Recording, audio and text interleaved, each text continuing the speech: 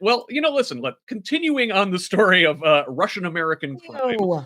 let's talk about this Trump-Putin summit from Friday in Alaska. So, real quick review. Russia's reaction to this summit has been nothing short of jubilant, according to this story from The Guardian, with Moscow celebrating the fact that the Russian leader met his US counterpart without making concessions and now faces no sanctions despite rejecting Trump's ceasefire demands. On Friday, Putin demanded that Ukraine withdraw from Donetsk and Luhansk, two provinces in Ukraine, as a condition for ending the war, but offered Trump a freeze along the remaining front line, according to two sources with direct knowledge of the talks. Yesterday morning, Trump also publicly dropped plans for an immediate ceasefire he himself had championed for months, instead, embracing Putin's preferred path to ending the war, pushing through a far reaching agreement before halting any fighting. So, according to Tatiana Stanovaya, a senior fellow at the Carnegie Russia Eurasia Center, she said, quote, Trump now appears to be shifting much of the responsibility onto Kiev and Europe. Ukraine is likely to face increased pressure from the US to begin substantive discussions of Putin's conditions. She added that Trump was once again clearly charmed and impressed by his interlocutor, referring to the warm body language and effusive compliments the US president directed at Putin. I will open this up to the group. They literally rolled a red carpet out for Putin on American soil. Tracy, you can barely contain yourself. I can't because Have at it. I'm sorry, guys, but like, my God, look at his face. He's so happy. Okay, there's a picture of me when I was a little girl.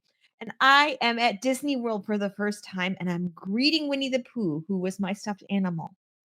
And that's the same fucking expression on my face. Like I've met God. It's embarrassing.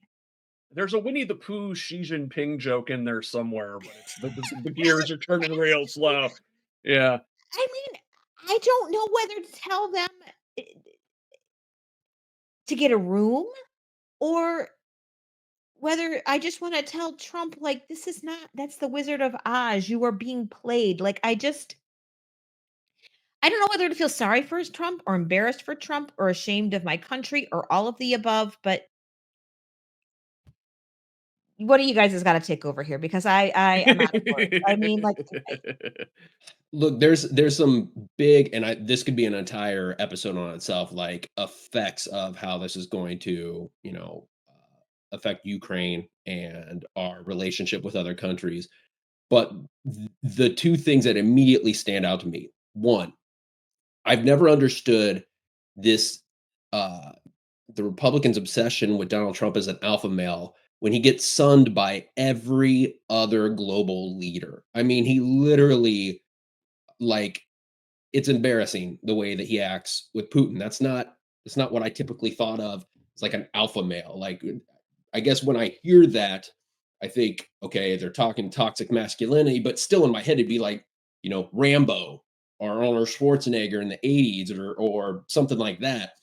Or Kevin Costner when he saves Whitney Houston in The Bodyguard, but not Donald Trump in his current incarnation. The other one is Donald Trump doesn't know that Alaska is part of America. Did you see this? He kept saying when they're in Alaska, he's like, well, when we get back to America, like, buddy, you're in it. I don't know. Mm.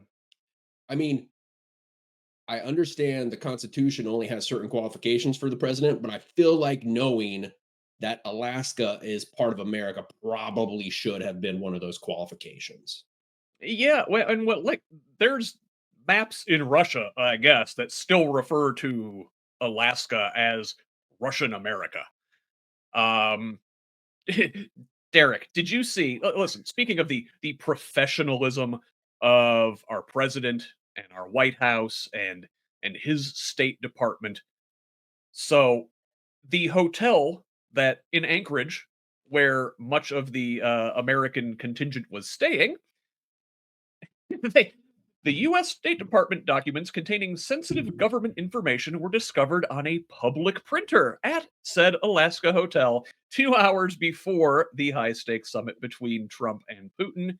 8 pages containing a schedule, several phone numbers of government employees, and a lunch menu were found at this public hotel printer at Hotel Captain Cook in Anchorage, which sounds like a fish restaurant, but I don't know. This is a 20-minute drive from Joint Base Elbendorf Richardson, where the two world leaders met on Friday. Just professionalism all around, eh, Derek? Oh yeah, total. Yeah.